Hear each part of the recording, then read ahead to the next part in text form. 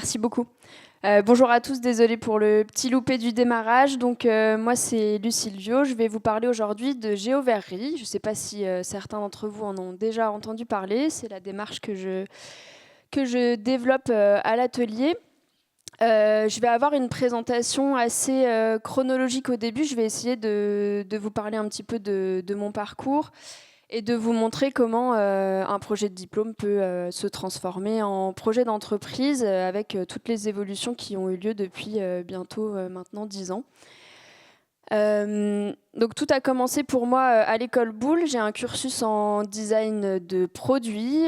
J'ai fait donc un BTS puis un DSA design produit dans cette école. Et dans le cadre de mon projet de diplôme, je décide de renverser un petit peu ce qu'on m'enseigne à l'école et cette méthodologie en design où on avait plutôt tendance à dessiner des formes, penser des usages sans se questionner en amont sur les matériaux avec lesquels on allait produire des objets à mettre sur le marché. Venant d'une famille d'artisans, j'étais assez décontenancée par cette méthode-là et j'avais plutôt envie de prendre la problématique dans le sens inverse et partir de la matière pour créer, pourquoi pas, mes propres matériaux et ensuite, en fonction des matériaux que j'allais pouvoir créer, en étudier les propriétés pour ensuite pouvoir développer des objets à partir de ces matières. Et puis tant qu'à faire... je me suis intéressée à la question de la valorisation des coproduits dans nos filières en France, puisque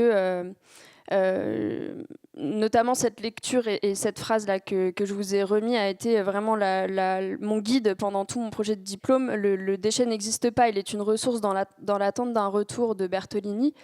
Cette lecture m'a beaucoup bouleversée et je me suis dit, mais pourquoi pas partir du coproduit et du déchet pour créer mes propres matériaux, pour avoir le moins d'impact possible sur l'environnement dans la création d'objets. Donc l'idée, c'était vraiment de changer de regard, de zoomer, en fait, de rentrer dans la matière, de la comprendre. Gillian en a parfaitement bien parlé avant. On n'a pas toutes les compétences en tant que designer, mais on est quand même capable de porter un regard sur ce qui nous entoure et faire l'effort d'aller chercher les compétences pour mieux comprendre notre monde. Donc là, c'est par exemple une coquille d'escargot qui est vue au microscope sur l'image de droite. Faire un pas de côté, essayer de considérer toute matière qui nous entoure comme un trésor en attente d'être sublimé. Pour mon diplôme, en 2015, je développe 2 pistes de matériaux. Le plâtre de mer que vous voyez à gauche sur l'image, qui est une pâte de coquillage, puisque je me suis intéressée dans un premier temps à la filière halieutique et les coproduits qu'elle générait en Bretagne, donc la filière de la pêche et de l'aquaculture. Et à partir de ces coproduits que j'avais recensés à l'époque, coquilles, carapaces de crustacés, peaux de poisson, arêtes, etc., j'ai pu développer ces 2 premiers matériaux. À droite, vous avez les prémices du verre marin glace, qui a été ensuite le début de tout mon parcours dans le monde du verre. Donc cette petite pièce-là qu'on voyait juste en bas dans la pile de petits bols a été l'élément déclencheur de la création de l'entreprise, puisque c'est une pièce qui n'existe pas. C'est-à-dire que quand j'ai mené cette expérimentation-là sur le verre marin glace à partir à l'époque de microalgues et de coquilles d'huîtres, j'ai pu faire un certain nombre d'expérimentations avec les moyens que me permettait l'école à l'époque, donc c'est-à-dire pas grand-chose puisque j'étais à l'école Boulle et j'ai choisi la seule école où les arts du feu ne sont pas représentés, donc c'était pas très pratique. Donc avec un petit peu de motivation, j'ai réussi à rentrer dans les coulisses d'une autre école parisienne, l'école du Perret, où il y avait une section céramique, et mener une expérimentation dans les fours céramiques de l'école. Donc cette pièce-là, c'est une pièce en verre qui est cuite dans un four céramique. Et là, la sérendipité intervient, puisque si je montre cette pièce à un céramiste, il va me dire que c'est pas possible, et si je montre cette pièce à un verrier, il va me dire que c'est pas possible non plus. Donc on est vraiment à mi-chemin entre ces 2 matériaux-là, et ça a été cet élément déclencheur qui a conduit tout le reste, puisque j'ai cherché à comprendre pourquoi c'était pas possible. C'était bien sous mes yeux, entre mes mains, et j'avais bel et bien une matière qui était née de cette première cuisson. Donc à la sortie de l'école, je décide de me consacrer pleinement à ces recherches sur ce que j'appelais le verre marin au début, et d'enfourner exactement la même recette que j'avais pu développer pour ce petit bol dans un four verrier traditionnel, cette fois au CERFAV, qui est le centre de recherche et de formation aux arts verriers en Lorraine, qui m'a permis de faire un premier essai dans un tout petit four de fusion dans les ateliers. Et c'est là qu'est né donc ce verre qu'on voit sur la gauche, ce premier fragment de verre, qui a pu être testé tout de suite en production par un souffleur de verre qui a réussi à faire les premières pièces en atelier. À ce moment-là, en fait, j'intègre les Ateliers de Paris, qui est un incubateur pour les métiers de la création à Paris, pour en faire mon projet d'entreprise, et développer cette idée du verre marin. À ce moment-là, je n'ai pas toutes les clés. Je n'ai pas été formée à la création d'entreprise particulièrement à l'école. Ça pêchait plutôt de ce côté-là. J'ai les prémices d'un nouveau matériau entre les mains. Je n'ai aucune connaissance dans le monde du verre. Je n'ai pas appris la chimie à l'école. Voilà, je suis designer et ce que je sais faire, c'est mettre les gens en relation, aller à la rencontre d'autres disciplines, essayer de croiser un petit peu tout ça. Donc j'essaye de m'entourer un maximum et le cadre des Ateliers de Paris à l'époque me permet d'avoir le temps et l'espace dans un tout petit bureau de 8 mètres carrés pour concrétiser un peu cette idée et la transformer tout doucement en ce qu'on appelle le modèle économique. Donc à ce moment-là, je me questionne beaucoup sur mon rôle en tant que designer. Qu'est-ce que j'allais pouvoir créer avec cette nouvelle matière? Comment dupliquer la démarche éventuellement à d'autres régions en France? Quelle filière créer? Comment le faire? Avec quel partenaire? Enfin, il y avait beaucoup de questions auxquelles répondre. Tout ça me prend environ 2 ans jusqu'à arriver à 2 rencontres qui sont vraiment décisives dans mon parcours. La première du côté de la recherche et la deuxième du côté de la production. Donc en 2017, je rencontre Renan Le Boulanger, qui est chercheur en chimie du verre à l'Institut des sciences chimiques de Rennes. Et je lui présente ce verre marin glace en lui expliquant que je souhaite mieux comprendre la chimie du verre et me spécialiser dans cette pratique-là de la formulation verrière. Grâce à Renan, en fait, je parviens progressivement à passer certaines portes de l'université et à construire avec le service culturel de l'université de Rennes une convention et trouver un modèle qui n'existe pas de formule d'artistes, designers, artisans, vous m'appellerez comme vous voulez. D'ailleurs, c'était très rigolo de voir que dans les teasers, j'avais à chaque fois une fonction différente. En tout cas, de créatrice, on va dire, en résidence au sein du laboratoire verre et céramique, pour une durée indéterminée. Donc là, le terrain de jeu démarre. J'intègre l'équipe verre et céramique de l'Institut des sciences chimiques de Rennes. Et progressivement, je me forme aux équipements de la recherche avec toute cette équipe spécialisée dans le verre et la céramique pendant plusieurs années.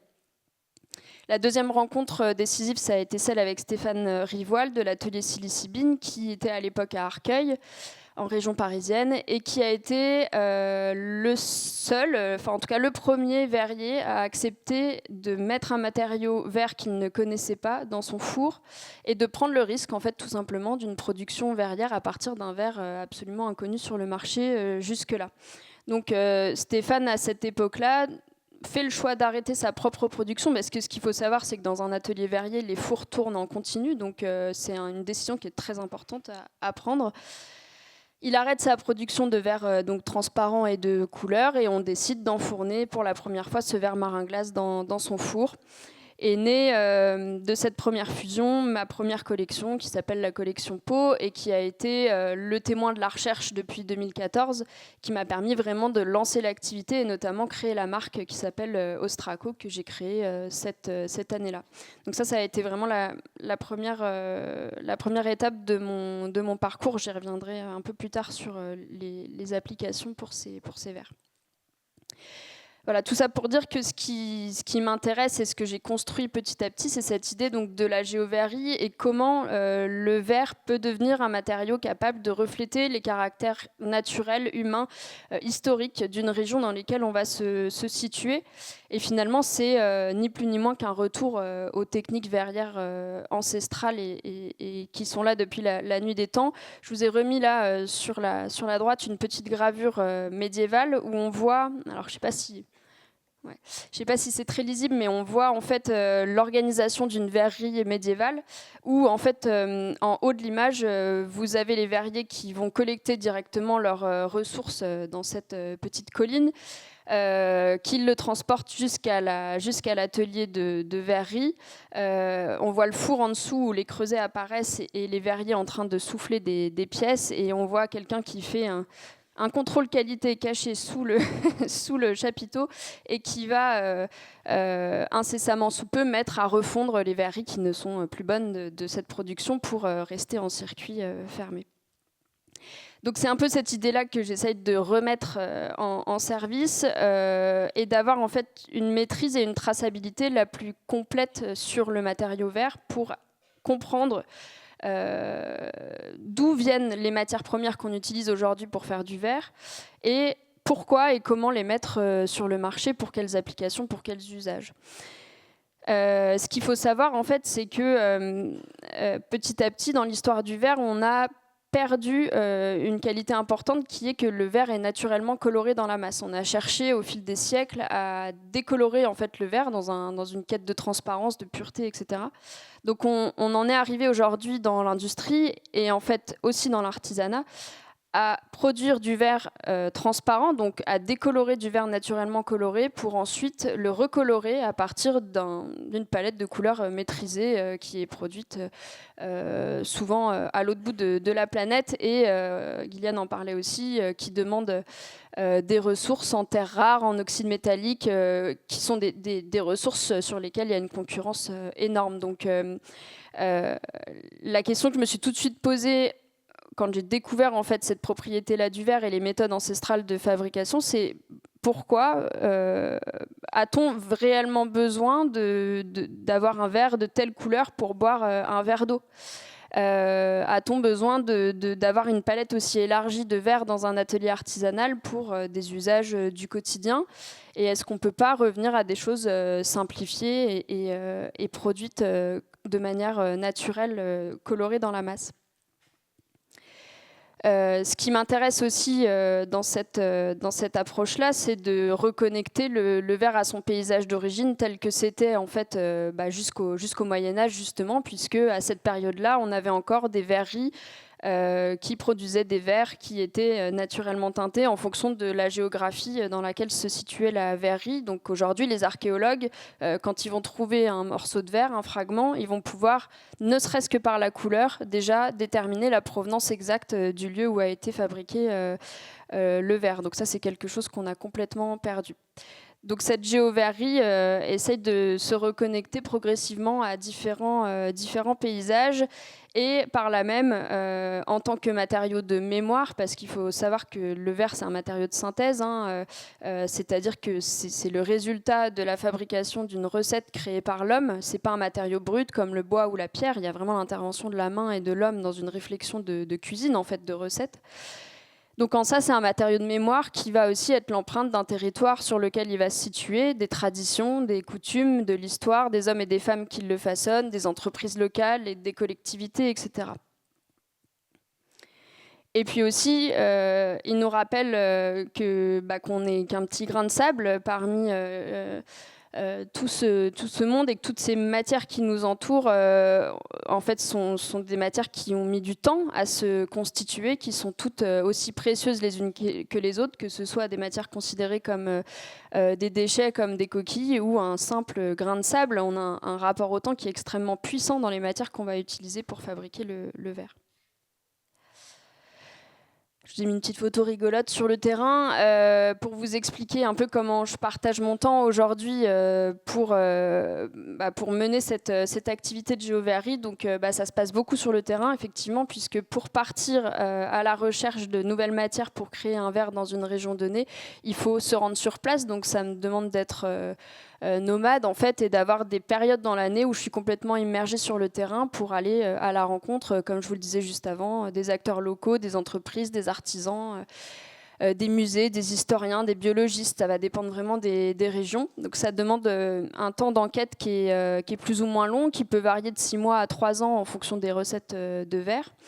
Et sur le terrain, je vais pouvoir collecter progressivement les coproduits, les déchets, les ressources délaissées auprès des différents partenaires que je vais rencontrer. À partir de ça, mon temps va s'articuler entre d'abord un travail de laboratoire où là je vais pouvoir faire la chimie du verre, jusqu'à un travail d'atelier où on va passer en production pour créer des séries d'objets. Waouh, désolée, cette image n'est pas passée à l'export. Je ne sais pas si vous y voyez quelque chose.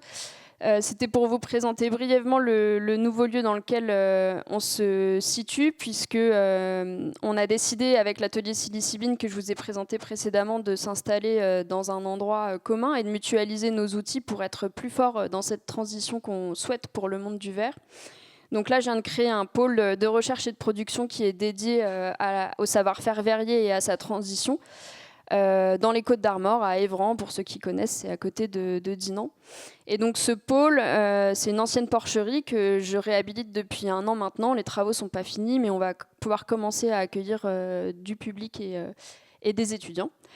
Regroupe en fait toutes les étapes de cette géoverrie, depuis le laboratoire jusqu'à la préparation des matières, le broyage, le concassage, le tamisage, etc., jusqu'au façonnage des pièces à chaud avec toutes les techniques verrières qu'on maîtrise à l'atelier, donc le soufflage, le fusing, la pâte de verre, le tissage, etc. Je vais vous présenter quelques projets après. Une petite présentation, si vous le voulez, des différents verres que j'ai pu développer depuis 2014 pour vous donner un aperçu des différentes régions que j'ai pu explorer avec cette démarche. Donc le verre marin glace dont je vous ai parlé tout à l'heure, qui a été mon premier verre à partir de microalgues et de coquilles d'ormeaux. Le verre des abers, qui a été un verre pour l'instant qui n'est pas passé en production. Je vais vous expliquer pourquoi, puisqu'en fait à chaque recette de verre développée, la contrainte que je me fixe, et il est hors de question de fonctionner différemment, c'est de s'adapter au gisement disponible. Donc parfois le gisement il est très long à arriver, parfois il y en a énormément d'un coup, parfois il y en a très peu, parfois ça s'arrête et il faut accepter que le projet ne puisse pas aboutir. Dans le cas du verre des abers, c'est un verre que j'ai développé dans le Nord Finistère à Plouguerneau à partir du pain de soude, donc qui est une matière qui est aujourd'hui qui n'est plus produite, qui a été faite jusque dans les années 50, qui est une cendre de goémon. En fait, on récoltait, les goémoniers récoltaient le goémon soit à marée basse, soit en bateau dans le Finistère essentiellement et un petit peu sur les îles du Ponant, pour le faire sécher et ensuite le faire brûler pour obtenir ce qu'on appelle le pain de soude ou pain de mer, plus connu quand même sous le nom de pain de soude, qui, comme son nom l'indique, est très riche en soude et était revendu aux manufactures de savon notamment, et ça a été l'ancêtre du mercurochrome. Dans les années 50, on s'est rendu compte que ça devenait un peu absurde de brûler cette matière-là et que les alginates étaient beaucoup plus intéressants économiquement, donc c'est une pratique qui s'est perdue et les goémoniers ont réinventé leur métier pour revendre le goémon, mais cette fois frais aux entreprises locales, notamment beaucoup dans l'agroalimentaire et dans les cosmétiques. Toujours est-il qu'aujourd'hui, il existe une association, l'Écomusée de Plouguerneau, l'association Carreg-Ir, qui œuvre pour la préservation de la mémoire goémonière et tente tous les ans de préserver notamment les gestes ancestraux, les outils de brûlage du goémon. Donc ils organisent une fête tous les mois d'août, pendant laquelle ils brûlent une toute petite partie de goémon pour produire du pain de soude et que ce savoir-faire ne disparaisse pas. Donc tous les ans, je récupère le maigre pain de soude qui est produit pendant cette fête, c'est-à-dire quelques grammes. J'ai démarré en 2015 et aujourd'hui, j'ai péniblement 27 kilos de soude à l'atelier. Donc peut-être que l'année prochaine, je ferai un verre des abers, mais j'ai pas encore assez de matière pour pouvoir lancer une production. Donc là, ça vous donne un exemple d'un verre qui est extrêmement long à développer. La question va se poser derrière des applications à trouver, puisque évidemment, économiquement, il va falloir que je retombe aussi sur mes pieds et que je trouve un moyen de valoriser très très peu de quantité de verre. Une image du brûlage du goémon sur la dune. Le verre de Rouergue, un autre exemple que j'ai développé en 2019 à partir de sable du Lot, de cendres de bois de chauffage d'un collège de la vallée de la Truyère et de coquilles d'escargot. Là, c'est un peu tout l'inverse, puisque en 2019, lorsque je démarre ce projet-là, dans le cadre du siècle Soulage dans l'Aveyron, j'ai trouvé assez rapidement mes coquilles d'escargot sur un gisement énorme, les cendres de bois de chauffage aussi. Et je rencontre un habitant dans le village dans lequel je vis à ce moment-là pour le développement du projet, à qui je raconte où j'en suis dans ma recherche et je lui explique que je n'ai pas encore trouvé ma ressource en silice dans la région et que je peine à trouver un coproduit ou un déchet auprès des entreprises locales qui pourraient me convenir pour faire ce verre. Et donc, il m'invite à aller voir quelque chose sur son terrain et il me montre une benne remplie de sable qui était là depuis 42 ans. Et m'explique la provenance de ce sable. Bon, là, je ne peux pas vous faire toute l'histoire, on n'a pas 4 heures, mais en tout cas, c'était un sable qui était sur son terrain depuis des dizaines d'années et dont il ne voulait absolument pas se séparer pour des problématiques sensibles. En fait, il venait de son village d'origine. Et donc, il m'a offert ce gisement de sable pour faire ce verre de Rouergue. Donc, j'ai pu en faire une seule fois, une quantité, cette fois énorme, d'une tonne 3 de verre d'un coup. Donc, ça m'a permis de faire des projets de grande envergure cette année-là. Je vous montrerai les exemples à la fin. Et c'est un verre que je ne reproduirai plus. Là, pour le coup, l'occasion se présente une fois et c'est pas grave. Ce verre de Rouergue évoluera différemment à l'avenir si je devais le refaire. Le producteur d'escargots qui m'a fourni ces coquilles. Une rencontre aussi assez extraordinaire, puisque c'est le cas d'ailleurs aussi du producteur d'ormeaux avec qui je travaille pour le verre marin glace. C'est quelqu'un qui garde ses coquilles d'escargots parce qu'il les trouve magnifiques et il est incapable de s'en séparer. Donc il avait accumulé des centaines de sacs. Je vous ai montré la photo des filets de coquilles tout à l'heure. Il prenait le temps de les nettoyer, de les sécher, de les mettre en sac, de les stocker pour rien. Il n'avait aucune voie de valorisation pour cette matière-là. Simplement, lui, il avait connaissance du travail que c'était pour un escargot de constituer une coquille et ça lui faisait trop mal au cœur de s'en séparer. C'est exactement la même histoire pour le producteur d'ormeaux. En fait, les coquilles sont vraiment des marqueurs de l'environnement. Quand on s'intéresse un petit peu à cette matière-là et la manière dont elle est constituée, fabriquée, y a beaucoup de leçons à en tirer. Le verre des îles du Ponant, qui est un verre que j'ai développé pendant 3 ans sur les îles du Ponant, comme son nom l'indique, en partenariat avec une association qui s'appelle Savoir-faire des îles du Ponant. Et là, l'enjeu était un petit peu différent. J'ai un peu changé ma méthodologie, puisque l'idée, c'était de travailler main dans la main avec cette association-là et de partir à la rencontre de tous les adhérents de cette association. Donc il y a eu plus de 250 rendez-vous pendant 3 ans pour comprendre qui étaient ces adhérents, quelles étaient leurs activités, quels étaient les coproduits générés par leurs activités. Donc j'ai cartographié avec Clémence qui m'a accompagnée sur le terrain toutes ces matières pendant plusieurs mois. Et je me suis retrouvée pour la première fois avec beaucoup trop de possibilités pour faire un verre. D'habitude, quand j'ai mes 2 ou 3 matières de base pour faire le verre, je m'arrête et je passe en travail de laboratoire.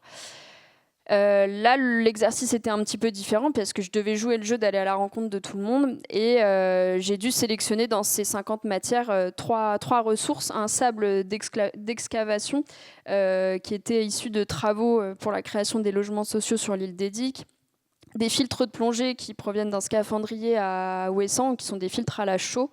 Ils travaillent avec des recycleurs pour... Si ça parle à certains d'entre vous, et des cendres de fumaison de poissons qui viennent des conserveries de l'île Dieu et de l'île de Groix. Là, j'ai pas d'image, mais du coup, ça a généré un autre projet derrière pour valoriser ces 47 autres matières que j'avais pas réussi à intégrer dans la recette du verre.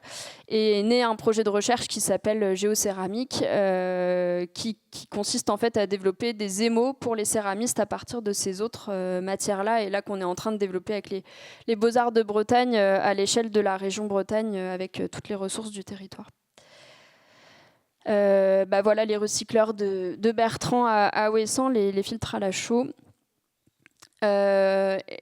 Je crois qu'il reste deux verres que j'ai développés en parallèle sur la question de la valorisation des sédiments de différents fleuves, la Charente et la Rance où je suis installée, puisque les problématiques sont assez similaires dans ces estuaires avec un taux d'envasement qui est très fort pour des raisons différentes, mais la problématique est la même. Donc ce verre de la Charente qui est né à partir des vases issus du programme de dévasement mené par le département de la Charente-Maritime et des coproduits issus de la distillation du cognac. Ça, c'est un bassin de décantation de la vase de la Charente. Et plus récemment, le verre de la vallée de la Rance, idem, donc avec les sédiments issus de la Rance, qu'on voit ici sur leur site de stockage également. Je vais juste vérifier l'heure. Voilà, si ça vous va, je passe à quelques projets pour illustrer un petit peu tout ça et vous montrer comment on passe de la recherche matériaux à quelques applications. Moi, l'activité à l'atelier, elle est assez globale en fait, parce qu'on se rend compte que le verre est un matériau vraiment protéiforme qui nous entoure à tout point de vue. Gillian parlait tout à l'heure de nos téléphones portables, ce sont nos lunettes, nos vitres, nos gobelets pour boire. C'est un matériau qui est omniprésent et pour moi, c'est très important de passer vraiment par l'objet pour aussi passer ce message sur des usages très simples du quotidien en pouvant proposer des collections qui répondent à des problématiques précises de traçabilité de la ressource notamment, de production locale, du savoir-faire artisanal, etc. Donc l'activité, elle va de la marque Ostraco que j'ai créée, qui est une marque d'objets pour la maison, d'art de la table et de décoration qui est destiné au public, jusqu'à des projets en architecture en passant par des travaux en sculpture. Donc la marque Ostraco, c'est assez simple. L'idée, c'est d'avoir une épure la plus totale des lignes avec des pièces qui sont extrêmement simplifiées pour des usages du quotidien, dans un souci aussi d'intemporalité, de transmission des pièces de génération en génération. Il n'y a jamais d'ornement sur les pièces. Il y a très peu de collections. L'idée, c'est d'avoir une pièce pour un usage et c'est tout. Et puis de ne pas alimenter constamment des collections en fonction des tendances. On essaye de même pas regarder ça, quoi. Donc là, c'est Clémence Berrier avec qui je travaille, qui est en charge aujourd'hui de la marque Ostraco. Et moi, je suis plus sur la partie sur mesure et professionnelle. Un premier projet sur mesure que j'ai développé en 2018 pour le chef Hugo Rollinger, qui est à côté de Cancale. Là, il s'agissait de mettre à l'honneur l'ormeau et la coquille, notamment, que j'avais pu utiliser pour ce verre marin glace. Donc, avec Hugo, on a réfléchi ensemble à un contenant et un contenu qui faisait sens pour pouvoir passer ce message autour du producteur d'ormeau qui est exceptionnel, avec qui on travaille tous les deux, lui pour sa chair et moi pour sa coquille. Donc c'était un duo de fioles et d'assiettes creuses. Avec le verre de Rouergue, je vous en ai parlé tout à l'heure, c'est ce verre où j'ai pu produire une quantité assez importante de verre d'un coup, 1,3 tonne. Là, c'est 2 projets en vitrail, on va dire, avec une vision un petit peu décalée, mais bon, c'était quand même du vitrail. Là, ce premier projet pour la chapelle Saint-Roch de Montarnal, qui est à côté de Conques, avec une problématique où il fallait s'inscrire dans une chapelle extrêmement sombre, extrêmement humide, orientée nord, et faire des vitraux avec un verre quasiment noir. Donc là, c'était hyper difficile pour résoudre cette équation-là. Donc l'idée, ça a été de travailler sur des vitraux extrêmement allégés, qui n'obstrue pas les fenêtres, donc il n'était pas possible, il était hors de question de fermer complètement l'orifice et de laisser pouvoir s'aérer la chapelle en gardant cette strate aussi importante de l'histoire de la chapelle avec ces menuiseries qui avaient été faites par un habitant du village. Donc l'idée c'était de rajouter une strate plus contemporaine avec ces cives qui sont les disques percés que vous voyez sur la photo. Qui ne sont qu'un rappel et une mémoire en fait de ce sable que j'ai utilisé pour la fabrication du verre de Rouergue qui provenait de ce village-là. C'est pour ça que c'était important de faire des vitraux pour cette chapelle. Et ce sont des vitraux mobiles qui bougent au vent et aux passants, qui parfois les déplacent eux-mêmes pour créer des effets à la fois à l'intérieur de la chapelle et aussi à l'extérieur, puisqu'on en profite dans les deux sens. Un autre projet, là, c'était la création d'une verrière monumentale pour le musée Denis Puech à Rodez. Donc là, c'est de la pâte de verre, c'est encore une autre technique. Et c'était un projet éphémère pour 90 mètres carrés de verrière. Si je ne dis pas de bêtises, ça remonte un peu. Et là, l'idée, c'était de créer cette œuvre monumentale en s'inscrivant dans l'architecture du musée des Beaux-Arts de Rodez, en sachant pertinemment que la verrière allait être démontée. Donc derrière, en fait, il y a eu toute une refonte de cette verrière qui a donné lieu à la création de pièces pour la marque Ostraco et d'objets du quotidien. Un projet plus culturel là, pour une table, pour un restaurant à Paris, avec la technique de la céramisation que j'ai développée au laboratoire. Ça, c'est la suite du tout premier bol, si vous vous rappelez, que je vous ai montré en début de présentation, qui était vraiment à l'interface entre le verre et la céramique. Ça, c'est une zone que j'explore beaucoup dans ma recherche matière et esthétique, où on ne sait pas vraiment de quel côté on se situe. Donc là, c'est bien du verre, mais il a un aspect complètement minéral, complètement opaque. Et on pourrait se demander même si ce n'est pas de la roche. Donc c'est vraiment un travail sur la structure interne du matériau. C'est le principe de la vitrocéramique que vous connaissez tous, qui fait nos plaques de cuisson, mais dans l'autre sens, en gros. Un autre projet un peu plus confidentiel, là où c'est comment en fait mettre au service de la recherche la géoverrie, travailler un petit peu dans l'autre sens. Et là, c'est un travail qu'on mène avec Christine Paillard à l'UBO, qui elle est spécialiste de la maladie chez la palourde. Donc en fait, l'idée, c'est d'étudier en fonction des zones de prélèvement des palourdes en rade de Brest, quel est l'impact sur la pollution en fait, qu'on va retrouver dans ces coquilles de palourdes en créant des matrices en verre. Donc là, je développe des compositions verrières à partir de différents prélèvements de coquilles de palourdes et on va pouvoir rentrer en analyse de ces lingots de verre pour aller observer les différents pics de pollution qui sont dus notamment aux émissions de l'hôpital de Brest qu'on va retrouver dans ces espèces-là de coquillages. Bon, ça, c'est un projet en cours. Un autre projet en vitrail un peu plus récent à partir du verre de la Rance, là où j'ai pu travailler en collaboration avec une vitrailliste, maître verrière, qui a vraiment la technique traditionnelle du montage au plomb, et où cette fois je n'ai juste fourni que les plaques de verre, et c'est vraiment elle qui a fait tout ce dessin et tout ce montage pour une maison d'hôtes à Dinan. On va peut-être passer aux questions. Dernier projet, je crois. C'est assez... Gillian n'est plus là, mais ça va faire écho à ce qu'il vous a raconté au début de sa présentation, puisqu'il vous a parlé de ces éponges qui constituent leur squelette en silice. Là, le projet Diatomée est assez proche de ces éponges, puisque là, c'est des microalgues qui constituent leur squelette exactement de la même manière, les diatomées. Et depuis 2019, je travaille avec Vona Meleder, que je vous présente ici en image, qui est biologiste marin et qui est spécialiste des diatomées. On s'est rencontrés à l'occasion d'un vernissage et Vona est venue me voir en me disant moi je travaille sur les diatomées, mais personne ne retient ce mot, personne ne sait ce que c'est qu'une diatomée. Mes enfants, j'essaie de leur parler de la problématique, ça les intéresse absolument pas. Est-ce qu'on ne pourrait pas travailler ensemble à monter un projet de médiation scientifique pour essayer de sensibiliser un large public à cette question-là des diatomées ?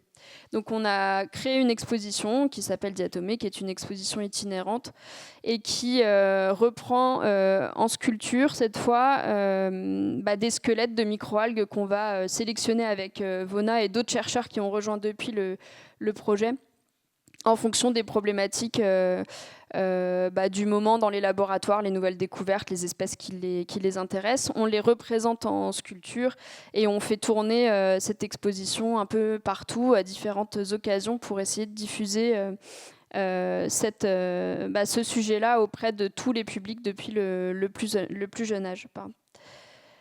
Donc là, il y a quatre espèces de diatomées présentées, puis depuis, on a continué à alimenter cette collection de microalgues année après année. C'est un projet au long cours qui continue à avancer. Ah oui, ça c'est le dernier projet, après je passerai aux questions. En collaboration avec Aurélia Leblanc, ça fait depuis 2017 qu'on travaille avec Aurélia qui est créatrice textile et tisserande, à la création d'une nouvelle matière qu'on a appelée le tissage de verre et qui, comme son nom l'indique, allie nos deux savoir-faire du textile et du verre, puisque qu'on était voisine d'atelier à l'incubateur des ateliers de Paris. Moi, j'allais beaucoup l'observer tisser. Et à l'atelier, il y avait un phénomène pendant la fusion qui m'a interpellée, où en fait le verre va se coller un petit peu aux portes du four quand on va curer les fours, c'est-à-dire quand on va enlever le verre en fusion du four pour le jeter dans l'eau. Ça crée des filaments comme ça. Et moi, je ne peux pas m'empêcher de récupérer tous ces fragments, ces petits trésors d'atelier pour essayer d'en faire quelque chose. Et ces filaments sont extrêmement souples. Donc on a eu cette idée un peu folle de se dire est-ce qu'on ne parviendrait pas à tisser du verre. Donc petit à petit, j'ai cherché les moyens de rendre ça possible. Et au laboratoire Verre et Céramique où je suis en résidence, il y a toute une section sur le fibrage optique. Donc les chercheurs m'ont formé autour de fibrage. Et progressivement, j'ai réussi à développer un fil de verre avec n'importe quel des géoverres que je viens de vous présenter. Ça marche avec tous. On a beaucoup travaillé au développement de la technique, le diamètre exact de fibres, etc. Et petit à petit, on est parvenu à tisser ce verre pour en faire des étoffes qui, cette fois, sont dédiées plus à l'architecture, sur de la séparation d'espace, de la sculpture, du paravent, des choses comme ça. Alors, un petit exemple c'est notre première pièce qui s'appelle Confluence en verre marin glace. Donc là, vous avez une idée un petit peu de la souplesse en fait qu'offrent ces étoffes de verre, puisque à ce diamètre-là, le verre est extrêmement souple. Vous connaissez tous la fibre optique, c'est exactement le même principe. Voilà, j'en ai fini. Je ne sais pas si vous avez des questions.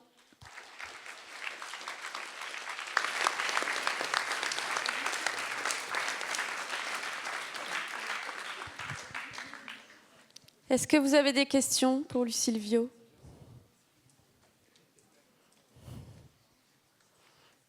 Moi, j'ai une question, du coup. Comment tu choisis tes territoires d'exécution, finalement, pour fabriquer ? On n'a pas de verre de Cornouailles, c'est pour ça que je te demande. Ça y est, j'ai des demandes. Ouais. Voilà, comme ça.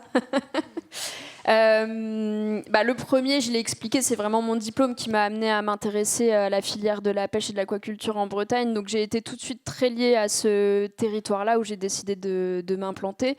Après, donc ça a amené, le verre marin glace a amené le verre des Abers, le verre des îles du Ponant, là le verre de la Rance, parce que forcément, une fois qu'on est inscrit dans un territoire, on a envie de zoomer encore plus toujours, et en fait, c'est complètement infini comme démarche, parce que je peux tout à fait travailler à l'échelle d'une région, à l'échelle d'un fleuve, à l'échelle d'un village, comme c'est le cas à Plouguerneau. Je peux changer d'échelle tout le temps, en fait. C'est du zoom, du dézoom, donc c'est complètement infini.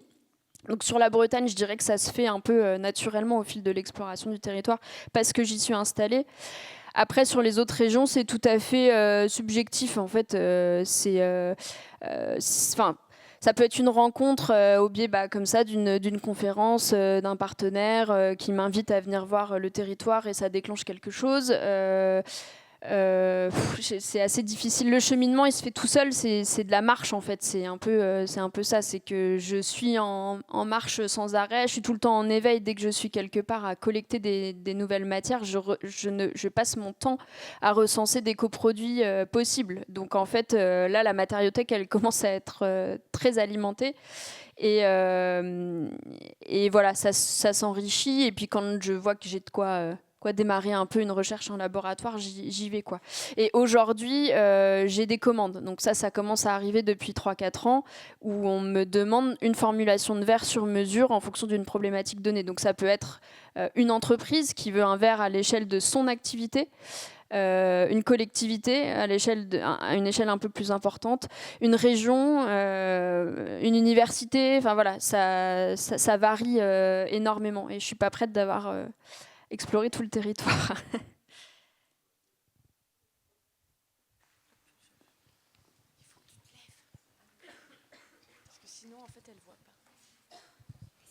Vous avez parlé des diatomées et je voulais savoir ce que ça voulait dire en fait. Qu'est-ce que c'était? Échec.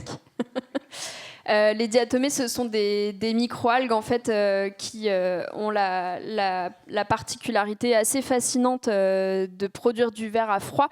Gillian en a parlé tout à l'heure. En fait, elles sont capables, contrairement à nous verriers, de synthétiser en fait du silicium qu'elles vont puiser dans l'eau pour créer leur propre squelette, leur exosquelette, qui est du verre quasiment pur. Et elles font ça, ils disaient à 12-13 degrés, alors que nous, on a besoin de monter à 1400 degrés pour reproduire ce phénomène-là. Donc c'est des espèces qui sont extrêmement intéressantes pour la science à tout point de vue. Elles font de la photosynthèse, elles sont capables de se déplacer, donc c'est à la fois des animaux, à la fois des plantes. Elles produisent un quart de l'oxygène qu'on respire sur Terre, donc elles sont extrêmement importantes. Autant qu'un arbre, et on n'en parle absolument pas, pourtant tu sais ce que c'est qu'un arbre, c'est assez surprenant. Voilà, elles peuvent produire des pigments, enfin bon, elles ont tout un tas de qualités et elles sont absolument partout. Il y en a dans l'eau douce, il y en a dans l'eau salée, il y en a même dans l'air. Elles nous entourent et c'est vraiment des marqueurs de notre environnement, quoi.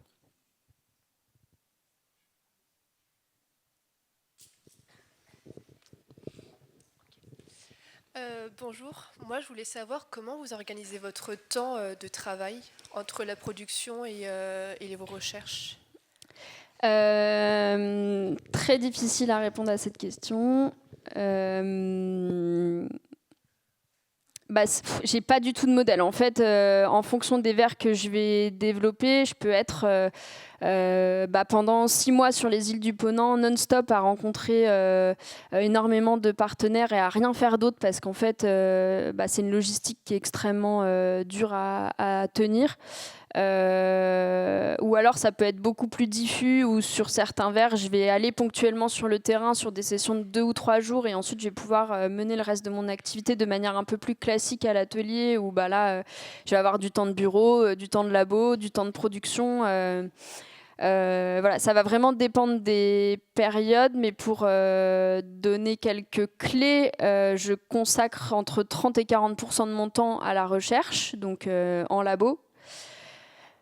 20 à 30% de mon temps, je pense, sur le terrain, c'est assez important.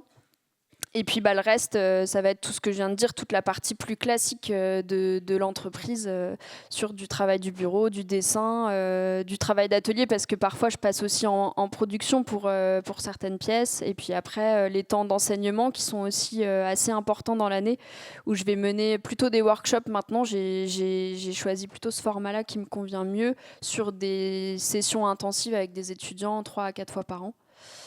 Voilà, désolée, c'est pas très...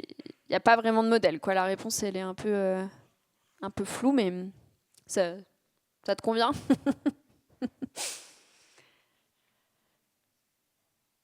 Bonjour. J'avais une question par rapport à la couleur du verre, si c'est quelque chose qui se fait naturellement lors de la cuisson ou si vous rajoutez quelque chose pour qu'il y ait une couleur qui se fasse par rapport à l'environnement, de la provenance des matériaux. Oui, pardon, du coup, j'ai pas dit le plus évident, donc c'est super de me poser la question. En fait, je vous ai expliqué que dans l'histoire du verre, on était arrivé à décolorer le verre pour le recolorer de manière beaucoup plus calibrée selon des catalogues couleurs aujourd'hui. Évidemment, du coup, là, c'est le contre-pied que je prends et c'est chaque verre, chaque région, chaque paysage d'où proviennent les matières premières qui va parler. Donc, je n'interviens absolument pas sur la couleur. C'est en fait tout ce qu'on va considérer comme des impuretés. Donc, toutes les traces en fait d'oligo-éléments dans les matières premières que j'utilise qui vont teinter naturellement le verre dans la masse. Ce qui fait que j'ai un travail complètement déconnecté en fait de la couleur. On me demande tout le temps, mais il va être de quelle couleur le verre de je ne sais quelle région, mais j'en sais rien. Et puis enfin, ça m'importe peu. Le vert, ce sera déjà du vert et ce sera déjà très bien. Et la couleur, elle sera comme elle sera et c'est le paysage qui va parler tout seul. Donc ça, c'est assez difficile à défendre dans le modèle parce que il faut faire accepter à la personne avec qui je travaille, le client, souvent du côté des professionnels où c'est un peu plus dur, qu'il faudra qu'ils prennent le matériau comme il est à l'arrivée, quoi. Donc c'est un sacré défi, mais pour moi il est hors de question de rajouter quelques matières qui viennent de l'autre bout du monde et qui soient en plus des terres rares ou des oxydes métalliques, quoi. Ce qui fait, pardon, je complète juste, que du coup, à l'atelier, on a une production qui est totale, c'est-à-dire que pour 100% de verre fusionné, on a 100% de pièces qui quittent l'atelier, de pièces finies qui quittent l'atelier, ce qui est énorme puisque du coup, dans les autres ateliers, on va dire plus classiques, toute la verrerie de couleur ne peut pas être recyclée puisqu'on a un verre transparent qui est dans le four, qui est teinté à façon avec la gamme de couleurs qu'on a à l'atelier.